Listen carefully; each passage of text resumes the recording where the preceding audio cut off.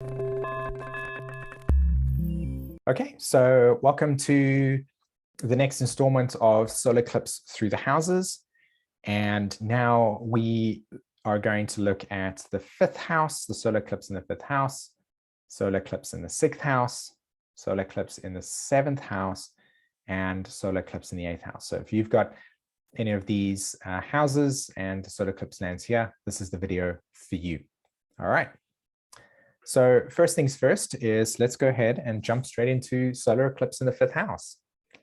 So the fifth house reflects both the way you validate yourself and what gives you a sense of purpose. Okay. So how you validate yourself and what gives you a sense of purpose. So of course, the essence, the archetype of the fifth house here is about our relationship to, being seen.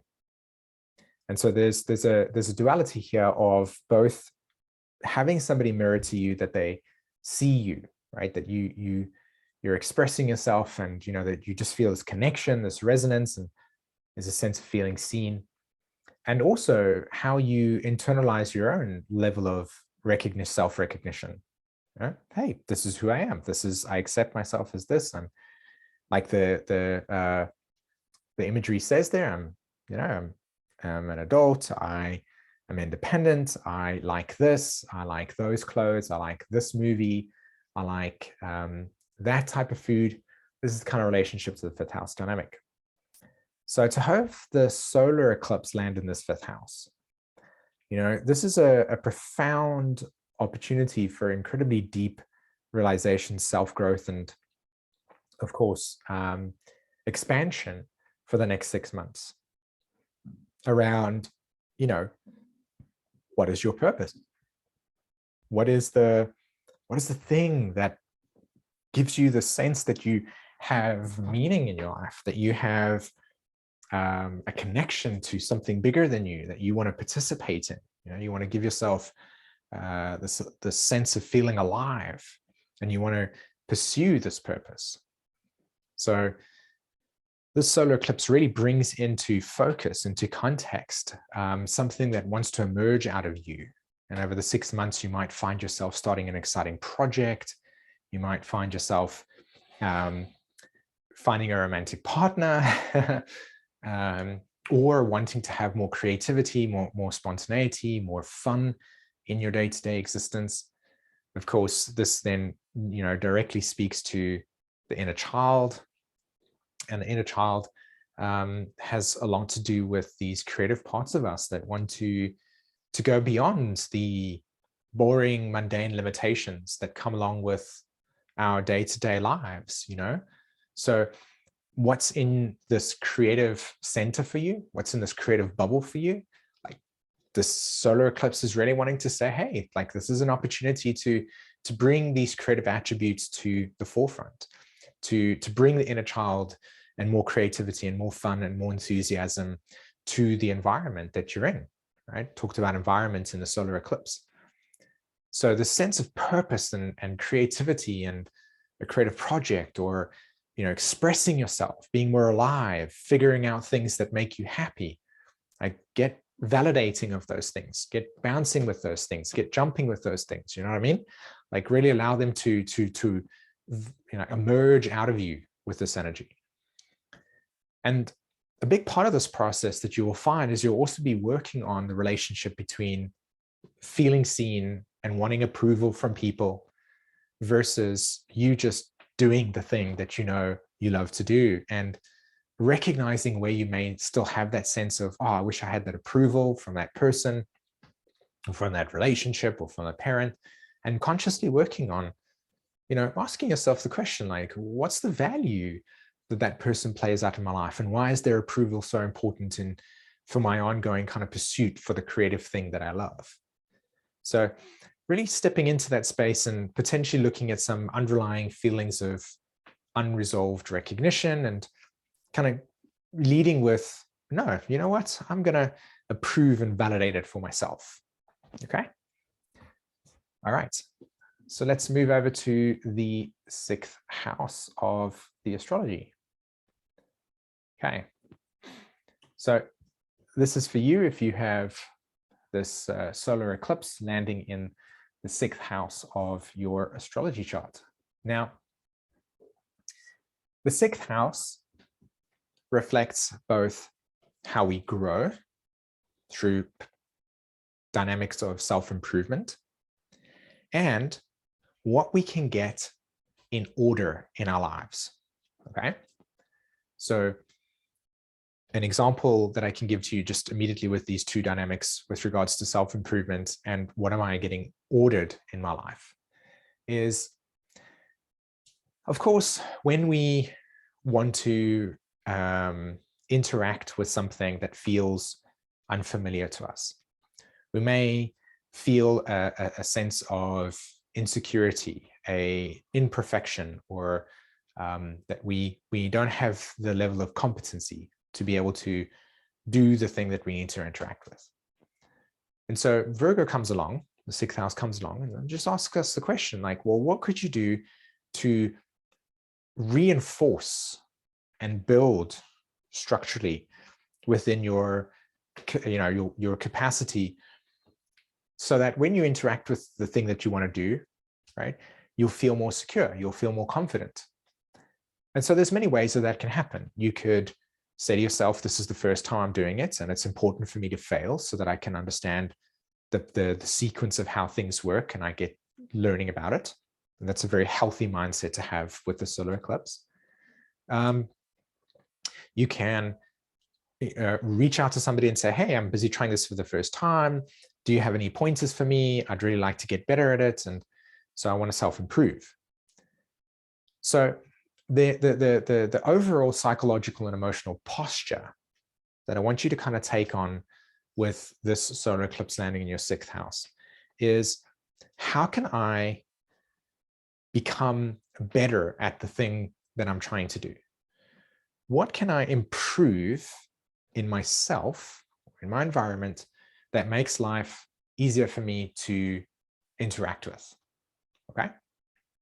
So this is kind of the theme, the dynamic here is, what am I able to improve, become more competent at? And how can I give myself permission to say, because I don't know how to do it, I'm also going to kind of allow myself permission to feel insecure about it, or, not know how that works, and say, yeah, I'll just keep trying. So self-improvement. So this idea of getting things in order with the 6th house Virgo, it's being able to start looking at yourself and your environment, your home and your routines, and say, how can I improve and make things more efficient in my day-to-day life? What are the things that I could do that help me become more fluid in my environment? So looking around with the solar eclipse over the next 6 months, consider reorganizing your office. Consider cleaning out the cupboards in your house or an environment or your workspace, and ordering things and making it more accessible in a way where things don't seem untidy, right? So you want to create more order and organization to establish better flow in your environment, okay? So you'll see there's 2 keywords there that I want to address still, which is the relationship of craftsman. And that kind of ties in with the theme of, self-improvement, using your ability to, look at what is in your skill set toolbox and say, what can I do that is offering service to people? Like, what is my service? What is my craft, right? And many of us might actually, all of us in some way have to have a craft in some way. And so the question is, if I were to rate the level of quality that craft that I have, if it's a 5, say, what can I do to improve it? If it's a 7, say, how can I give more or serve more and impact more people with the quality of skills that I have? Okay. And then the final thing that I want to say here, and this is something that I think will be sensitive to you guys, is that with the 6th house solar eclipse, there's this relationship to feeling undervalued. And so there's a dynamic of the servant and the slave. Okay, Virgo likes to feel this inferiority dynamic. So it's like, where are you self-abandoning in a way that puts yourself second, right? So how are you learning? Where do you put yourself in a kind of servant role and in a slave role? Where do you sort of not recognize the quality of value that you offer, and then in that way stop yourself from being empowered in your journey? But you're not empowered, you're more in that slave servant kind of relationship. So just kind of looking at the overall psychological position of how you perceive your self-worth and value. Okay. All right.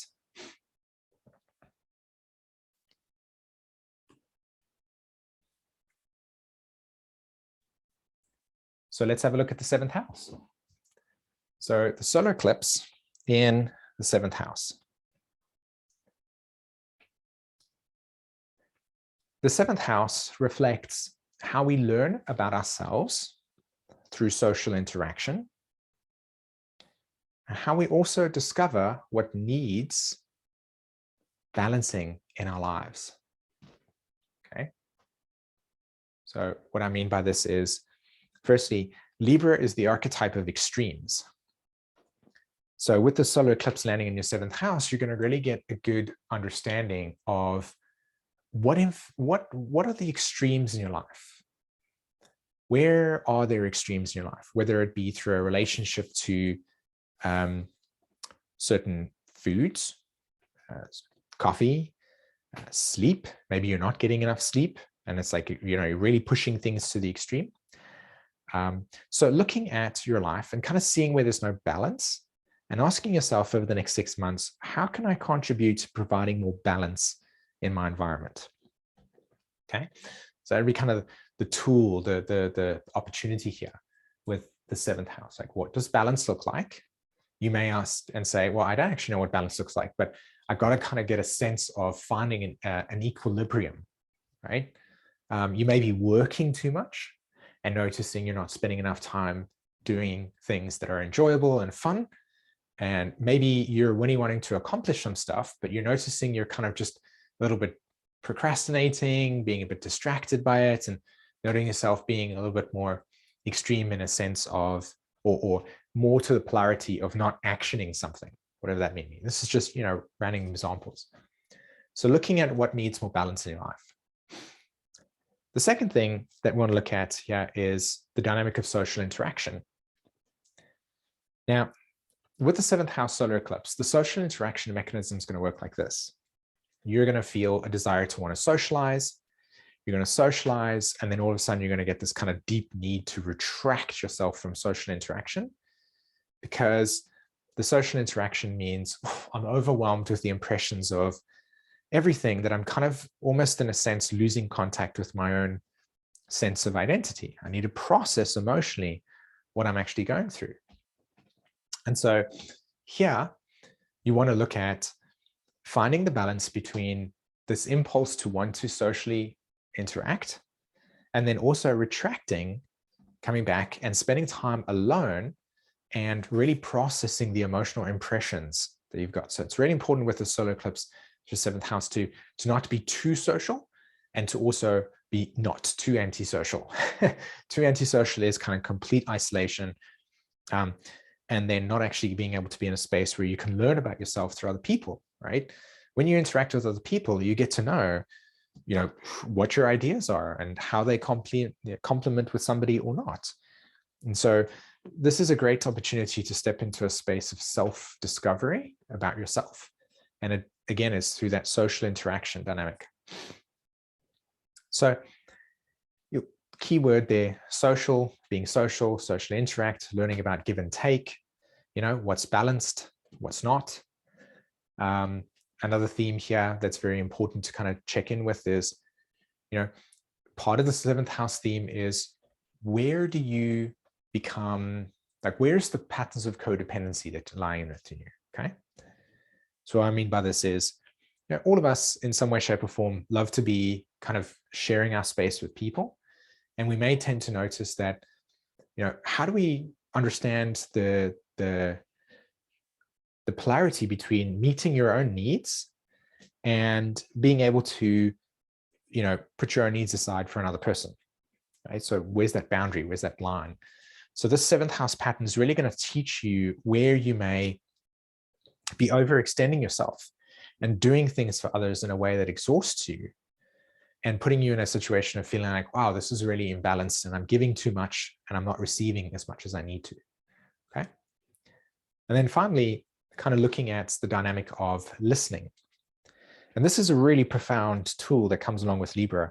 And that is, for the next 6 months, practice the art of just paying attention to what people are saying, not through the lens that you think it is, but through their lens.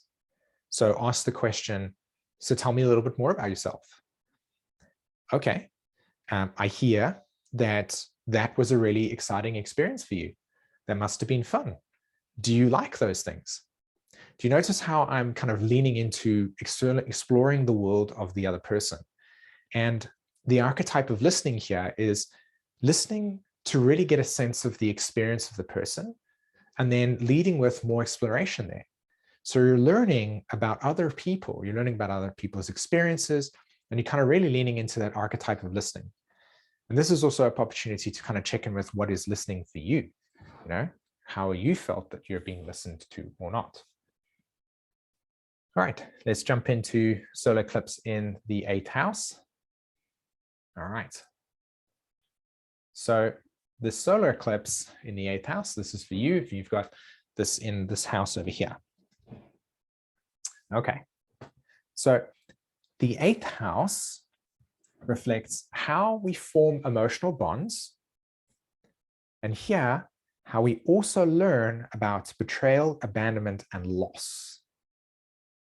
Okay, so let's talk about the emotional bonds process. So throughout the next 6 months, this is going to be a very intense ride for you, not going to lie. Okay. Firstly, Scorpio, the 8th house, teaches us about the emotional boundaries that we tell people we have. Okay. So how we, through our emotions, through our trust, where do we tell somebody, yes, I trust you, I open up to you, this is a deeper conversation I'm willing to have, I like to spend time with you, I'm going to share some deeper things. And where you are spending time emotionally developing deeper core experiences with people where vulnerability is a big key theme. So what do I mean by this, right? I mean it in the sense that, just like the picture illustrates, in the 7th house, we're very social, but in the 8th house, we're, hey, I'd like to spend some more time with you. And then you spend some more time with the person and you open up with a story of a very painful experience that happened to you or a very important experience that happened to you. And you begin to kind of let the person into the closer, more emotionally sensitive parts of yourself.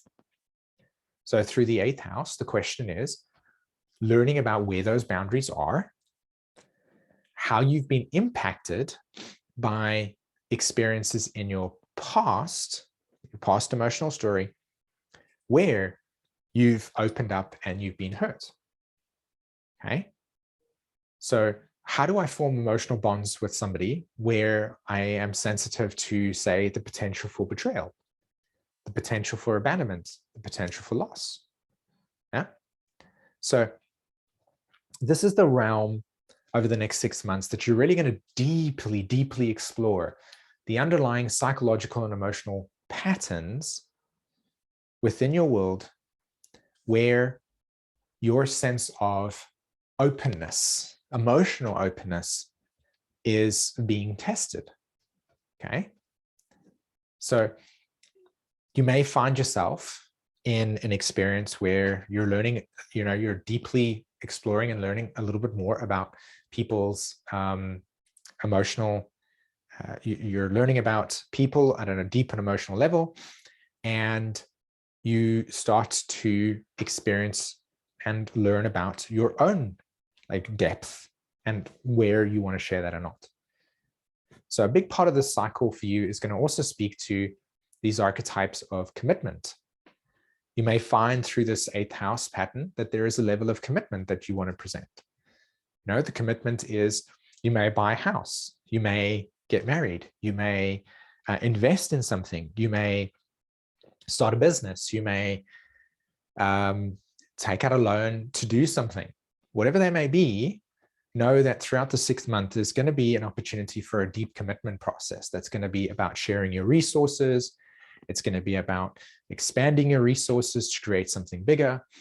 And so this is a pattern for you that will very much explore at a deeper level these dynamics of making a commitment to something, forming an emotional bond, and essentially expanding the resources that you have to make something more powerful.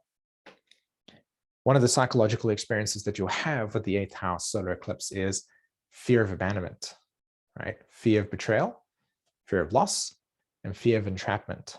And again, all of these themes will be underlying psychological and emotional patterns that you carry relative to experiences where these things have happened.